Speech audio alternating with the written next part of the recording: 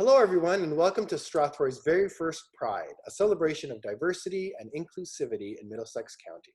My name is Frank Emanuel, and I'm one of the Strathroy Pride Committee members and your host for the Strathroy Pride Speakers Panel.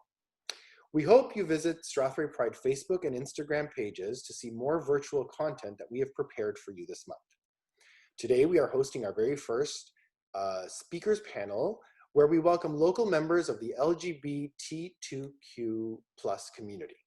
We have been featuring our 4 panelists throughout social media over the last few weeks, and we've gathered some great questions from the community that we hope to answer today. So without further delay, let me introduce our fabulous speakers. First, we have Dr. Norm Furtado, who is a family physician practicing here in Strathroy and other neighboring rural communities. He is the father of 2 young boys, ages 6 and 4, and he happens to be my devilishly handsome husband. Welcome, Norm. Thank you. Next up, we have the lovely Storm. Storm is a 3 fires, 2-spirited Ojibwe person from Chippewa of the Thames First Nation and Walpole Island First Nation.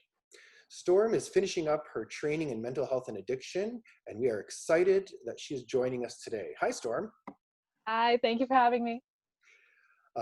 Tammy also works in the healthcare field as a health team administrator. She is the mother of a teenager who identifies as intersex, and she brings with us a wealth of knowledge from the intersex community.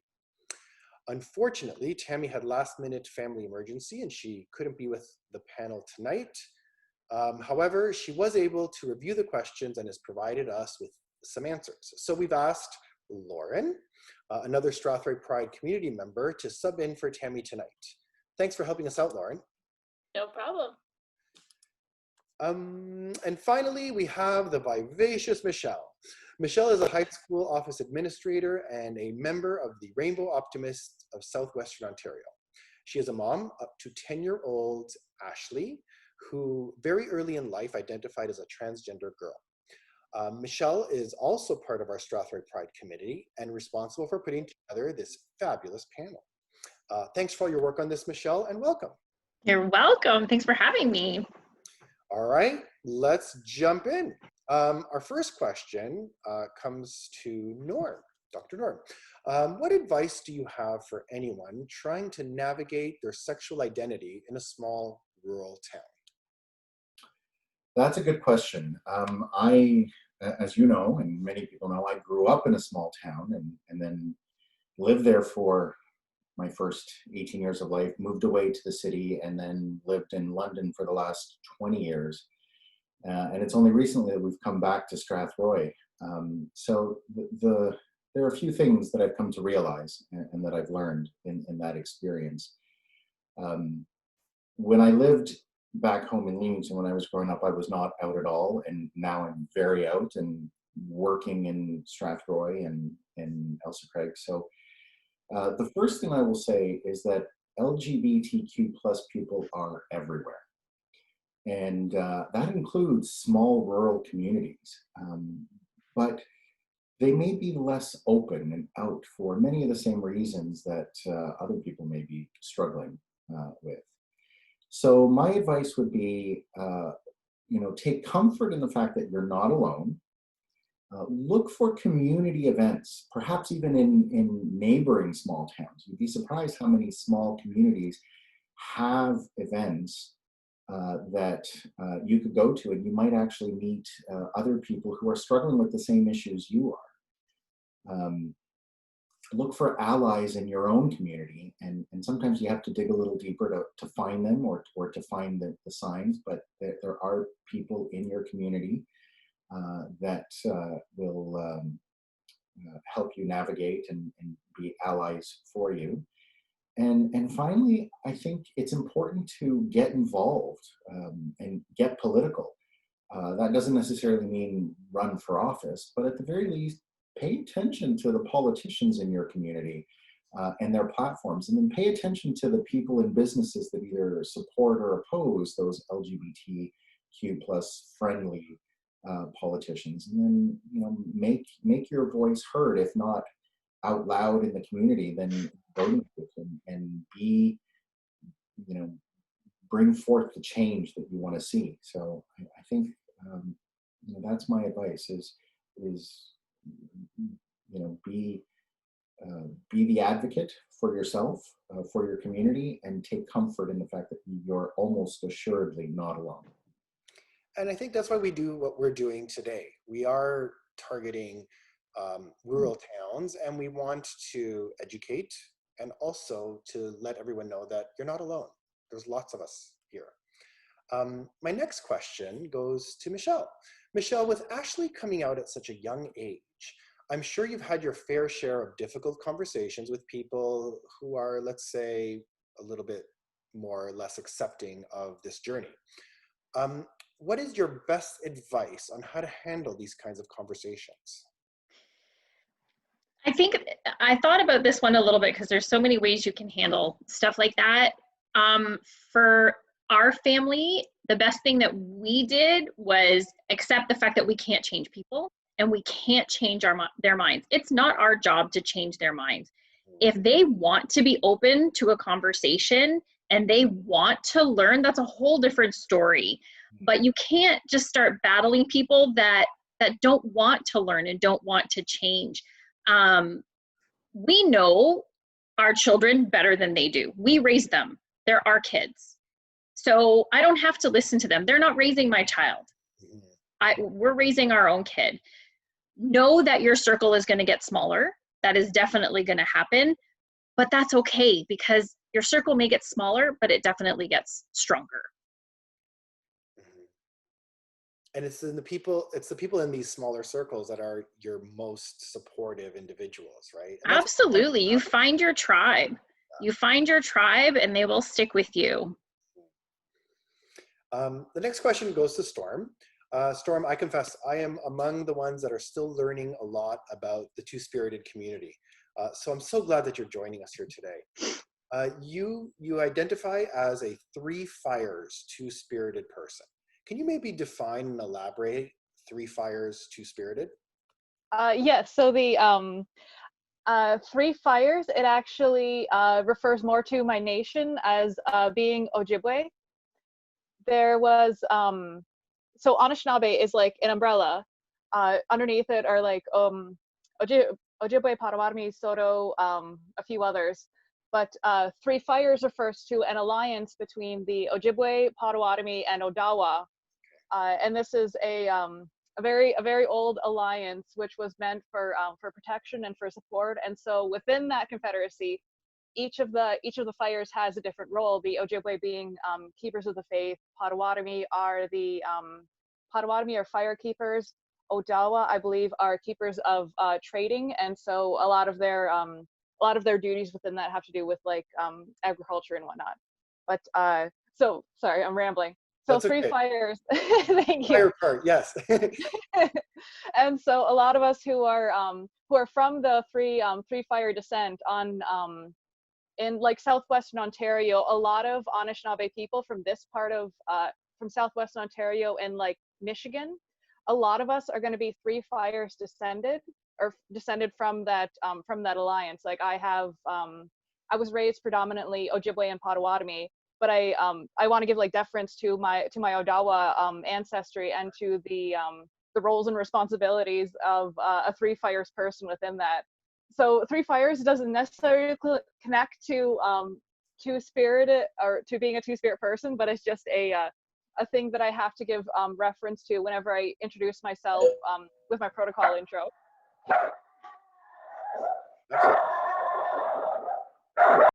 Ooh, that's okay. We can move on. So my next question is for Tammy. So Tammy earlier shared with the group, and we've promoted it on the Strathroy Pride page, that 1.7% of the population are born with intersex traits. And that means that they're born with reproductive anatomy that doesn't quite fit the typical definitions of female or male. So we asked Tammy, what systems are her biggest challenge to navigate with an intersex child? So Lauren's going to give us her response. So Tammy says, I think for us and most intersex families, it is the medical system that is the hardest. Still today, the doctors are learning how to fix the patient instead of treat the patient. Many surgeries are advised that are not urgent and do not give people a chance to research before making an irreversible decision. Speaking to current medical residents, it was surprising to learn that there is maybe 30 minutes of teaching on this topic. It was also the hardest as it is a system that protects privacy. Therefore, there is no offer of support by speaking to other families in our area. People are still told today that they may never meet another like them. With the school system, we were met with acceptance and wanting to do better by changing wording and practices that made intersex more inclusive. This, however, is not the case all over. Most schools are still teaching that XX equals females and XY equals male and no in between. This does not help those that are many variations of X, Ys, and even Os. Wow, I mean, even as a teacher in the system, we are so not trained enough, I think, on how to deal with everything in between. So it's wonderful. As a doctor in the healthcare system, I would concur with what Tammy is saying. We don't get a whole lot of training about what it means to be intersex, and the training that we do get is exactly what she said, is this is the abnormality, this is what you need to do to fix it. Right. So there's more education that needs to be done. So Norm, as an active member of the community, what do you think are the best ways for fellow allies to support LGBTQ+ friends in our communities? It's another good question. I think, in the past, a lot of people thought about being an ally as, showing support. I think it's more than just accepting and supporting the LGBTQ+ community. It was, in some cases, you'd see a rainbow sticker in a business doorway, window, or for example, in my medical office, there's no men's room or ladies' room. There's a unisex washroom, right? So I think those are simple things that you can look for and that you can do as a person or a business owner. But I think it's more than just that. I think it includes advocating for the LGBTQ+ community at all times, not just during Pride Month. I think it's important for people for allies to get to know the LGBTQ+ community, ask questions, do research, and I think Oprah had actually mentioned this, or there was an article in her magazine during one of her speeches. She talked about getting comfortable with being uncomfortable. It's okay to stumble over words and pronouns or make assumptions you didn't realize you were making, as long as you express your openness to learn and admit that sometimes you just don't know or you're uncertain, and catch yourself in those assumptions and try not to make them. A good example sometimes is, as a physician, I will have patients come in and talk about some concerns, for example, for sexually transmitted infections. So my standard battery of questions includes, do you have one or many partners? And then my very next question is male, female, or both. I don't assume that a person is having a specific type of partner simply because I happen to know who they are and who their spouse is or whatnot. I always kind of approach it from a more general perspective. And then the last thing I think an ally can do is to step back and listen. Listen to what LGBTQ+ people are saying and listen to what they're asking for. I mean, we're our best advocates, so we'll tell you what we need to feel validated, liberated, and accepted. I think taking a step back and listening is some really good advice for a lot of people, especially in this today, right? Mm-hmm. So I think education is key. And so Michelle, my next question is to you. Ashley being only 10 years old, she's currently navigating the school system as a transgender girl. She's an out transgender girl. How can a classroom be more inclusive, or even a school be more gender non-conforming? There are so many ways that they can do this that I could probably go on and on, but I won't. But I'm going to mention a few that I think are kind of important. And I actually consulted Ashley on this as well, so she had her input. And one of the things, the first one that she said was to stop using the term boys and girls. Right. So everybody always says, good morning, boys and girls, you know, instead say students, good morning, students. Stop gendering toys, stop gendering colors.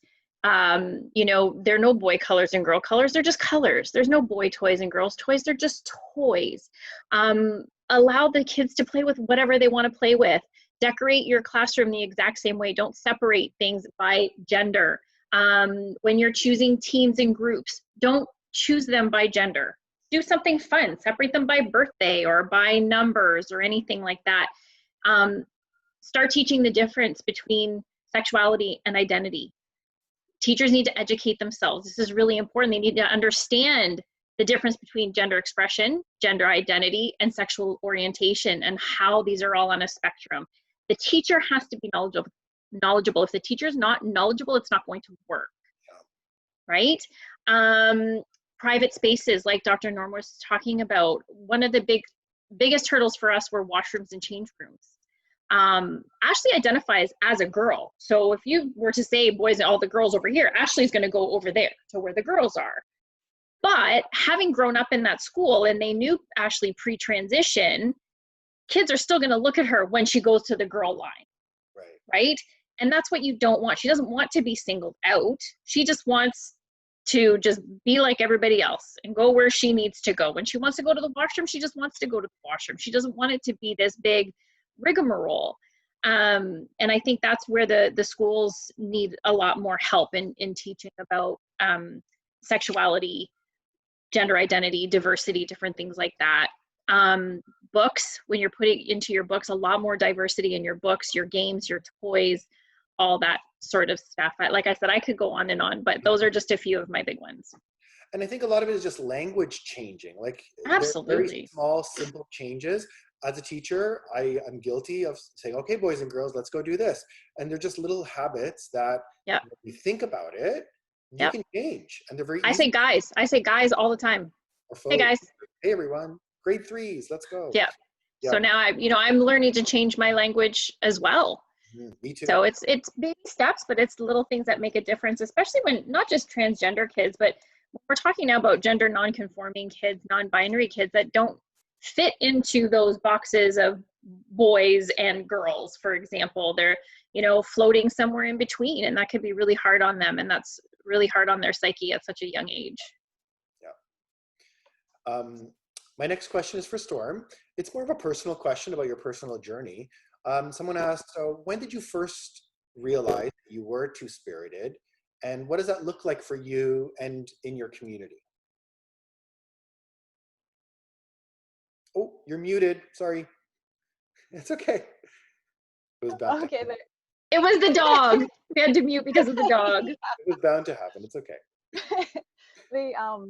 So for myself, I had originally I first heard the term two-spirit when I think I was probably 10, 11, and I'd only heard about it in the sense of ceremonial roles, that in some nations the two-spirit person would have a like an elevated ceremonial status amongst their group. And for me, I already knew that I was kind of like a weirdo, and but I didn't think that that anything like cool like that would apply to me. I'm like no, I'm just like some little res kid. Like I'm not anything cool or special. But and so I brushed it to the side for a long time. But then probably 3 or 4 years ago, I was reading about like traditional family structures, which generally weren't inherently monogamous or inherently like encapsulated in nuclear families. And within that, I started learning more about two-spirit identities. And then across social media, I stumbled across a lot of contemporary two-spirit people and writings and media and things that they were saying. And and a lot of them really resonated with me. Was that it was hard for me to describe myself or categorize myself in the labels that we have already of just LGBT, because they're very like they do work really well for a lot of people, but for a lot of two-spirits, we find that it doesn't quite encapsulate the entirety of your gender isn't disconnected from your spirituality. It's not disconnected from your culture. And also with like sexual expression as well, like other things under that umbrella.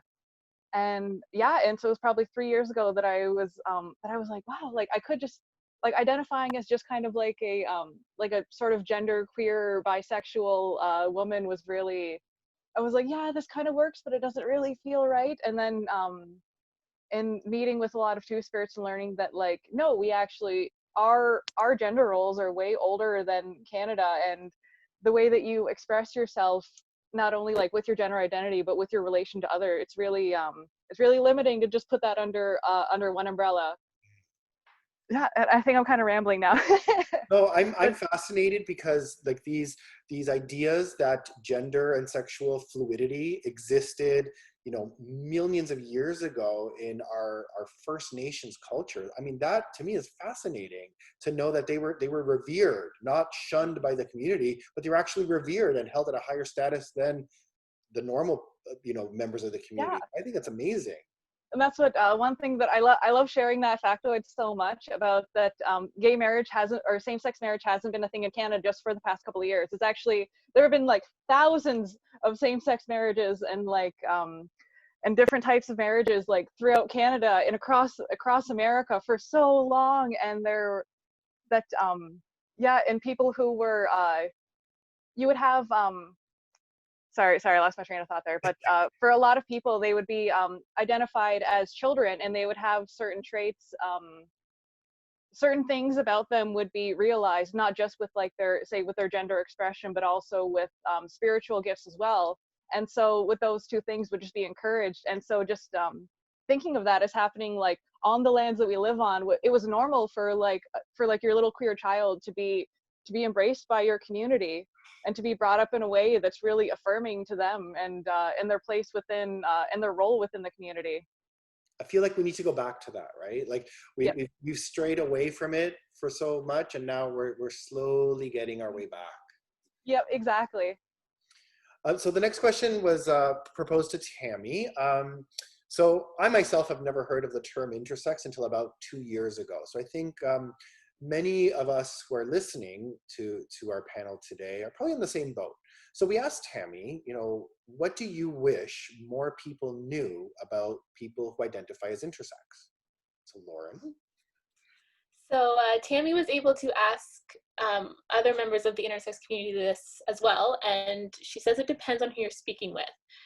So she says, above all, I would like people to know that intersex people are everywhere, and that you probably know someone that is intersex and not even know it. To be respectful when speaking to or about intersex people. It should never be about their genitalia. You don't go around talking about anyone else's, so don't assume or ask about it unless that person brings it up. Another member of the community wanted people to know how incredible intersex people are. Intersex people are literally the greatest superpower, have literally the greatest superpower, and our bodies are incredible. When addressing parents of intersex children, I wish they knew that their child is perfect, to raise them with unconditional love and let them lead the way. I wish they knew to take their time, do the research, and find support.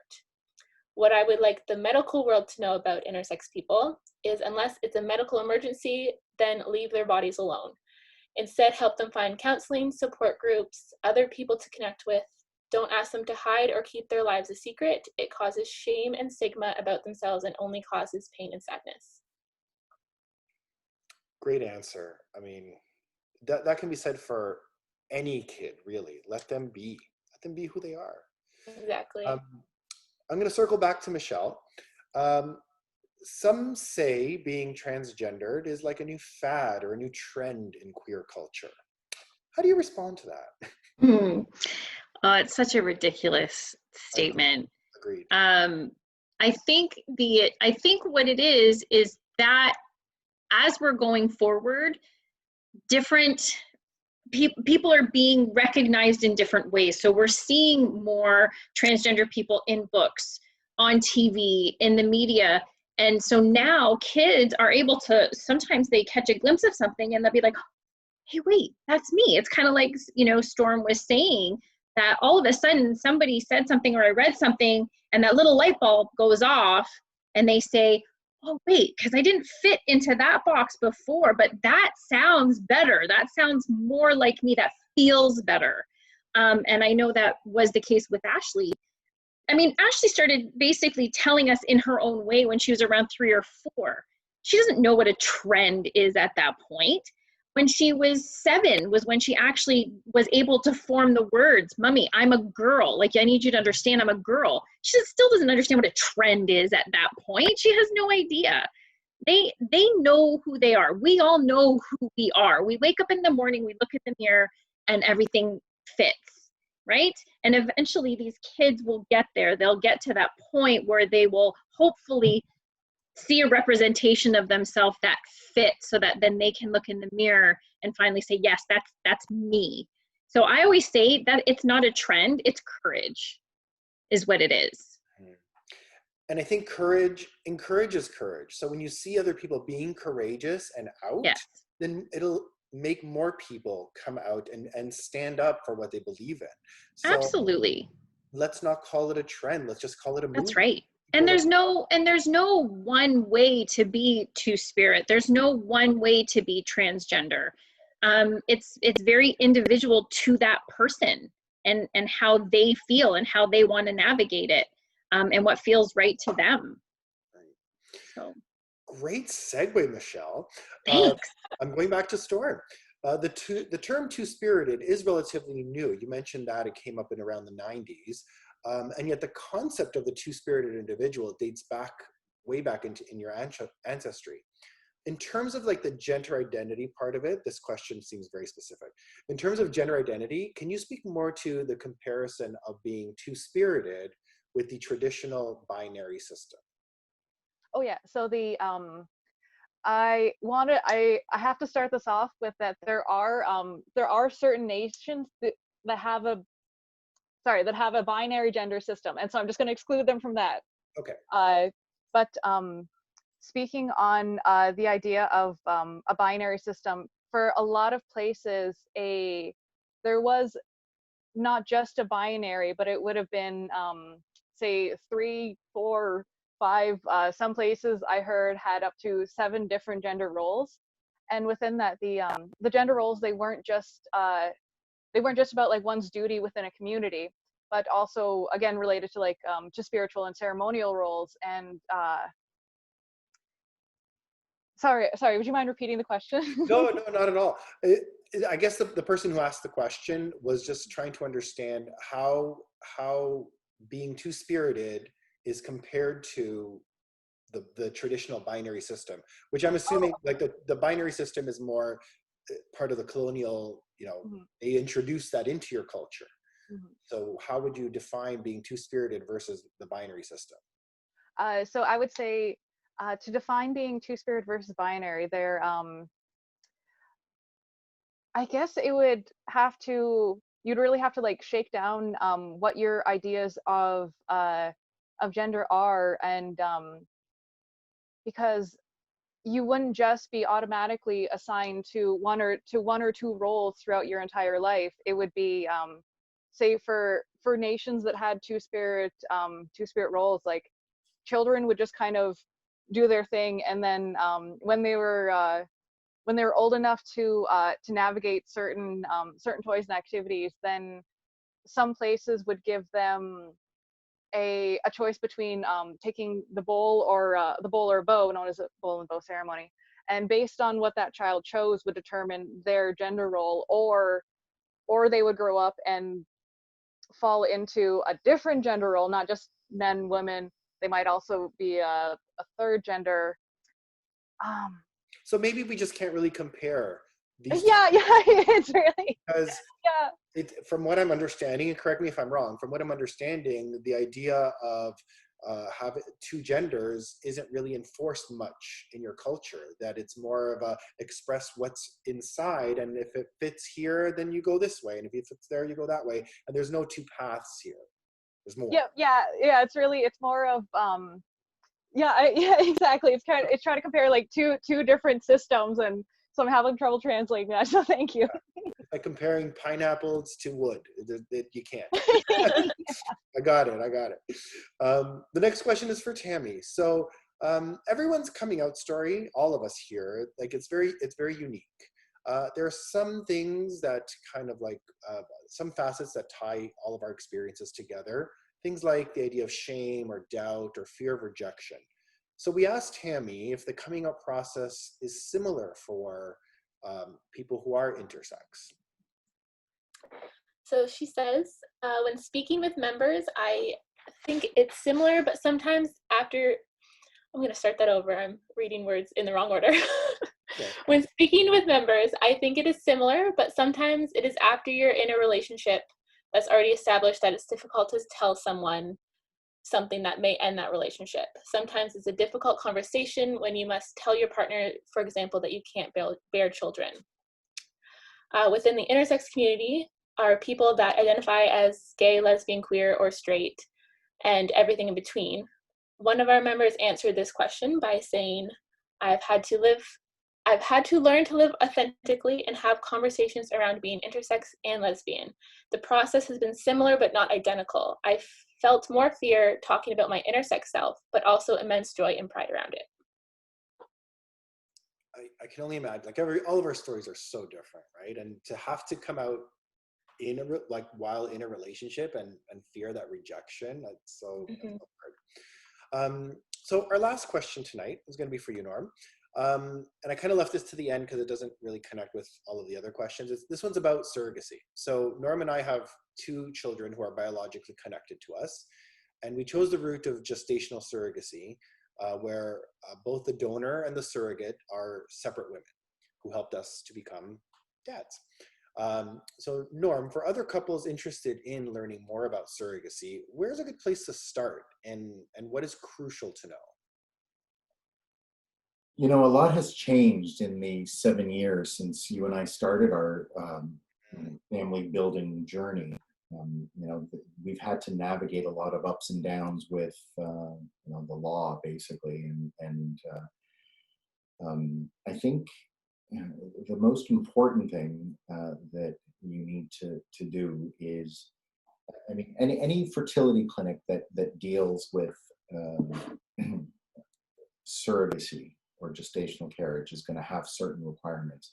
So I think the first step, if you're exploring this, I mean, there are lots of agencies out there that can help navigate, you know, finding a surrogate, and you know, sometimes they are, they're kind of gaining a lot of popularity and credibility. I think they've been a little questionable in the past in some cases, but I think they are still a wealth of good information. So that might be a place that somebody could start. But I really think that if you're at all thinking about exploring surrogacy as an option to having children for a same-sex couple, I think the first step is, because it is by necessity a very medicalized path towards having a family. And so I think it's important to talk to your doctor and maybe even get a referral to a fertility clinic and find a clinic that has experience dealing with same-sex couples. Because, as I said, the laws are changing. They in some cases, they've changed for the better. I mean, you know, when Frank and I went through this, we had to get to a point where we had to essentially go to the courts in order to quote unquote adopt our own children that were biologically related to us. So that is a step now that's been changed, and we wouldn't have had to do that nowadays. And prior to that, we had to have DNA testing at the birth of our children to prove that we were in fact biologically connected. So all of that proof needs to be sent to a judge, and the judge decides yay or nay whether they are yours. Well, very rarely is it going to be nay, but the point is you have to, you know, collect all of this information. You have to make sure that you have the information and that you've been following a process from the very beginning. So that includes getting a surrogacy agreement, getting a lawyer involved, going through the psychiatric, the psychosocial evaluation that you need to do with a social worker. So you need a clinic that's familiar with your unique scenario. You need a lawyer that's familiar with it. You need a social worker that's familiar with it and has experience with this, so that they can cross the T's and dot the I's, so that when you get to the end of your journey, it's a much simpler process for, you know, having your child be declared your child. And so I think if you start with the clinic, I mean, the clinics, they prefer to work with other professionals who are also staying on top of the latest and you know, changes, and staying abreast of everything that's come forward. So I think they will often have, and that was our experience too, you know, the clinic that we went to had recommendations. Here's a list of lawyers that we've dealt with. Here's a list of social workers that we've dealt with. Take your pick. And that's what we did. And it was actually a smoother process once we found the clinic that knew what they were talking about. And it wasn't our first clinic. And that's all I'll say about that. So as many say, it takes a village to raise a child. For us, it took a village to make a child. Well, that concludes our questions. Storm, Michelle, Tammy, wherever you are, Norm, and Lauren, thank you for taking the time with us tonight. Thank you for responding to our questions with such candor, genuineness. And thank you for being part of this collective voice that's helping to educate and provide a space for others that might find themselves in situations that they just don't know how to navigate. I just think of myself as a younger queer boy, and I didn't know how to navigate these things. So I think this is really useful for our community. I think it's also important, especially in our rural community, that people who identify as LGBTQ+, know that they're not alone, to seek help when they're needed, and things do get better. Thanks to everyone who took the time to listen to our speakers today. We covered a few of the questions, but please visit our Strathroy Pride Facebook and Instagram pages, insert plug, to learn more about our speakers. All the information our speakers gave today, there's a lot more on our websites, on our Facebook and Instagram pages. They provided support groups, information, and other links for gay, transgender, intersex, and two-spirited communities. So thanks again, everyone. And yeah, this concludes our speakers panel. Thanks for having us. Yes, thank you. Look forward to Thank you. And stick around and watch some more content on our Strathroy Pride page. Thanks.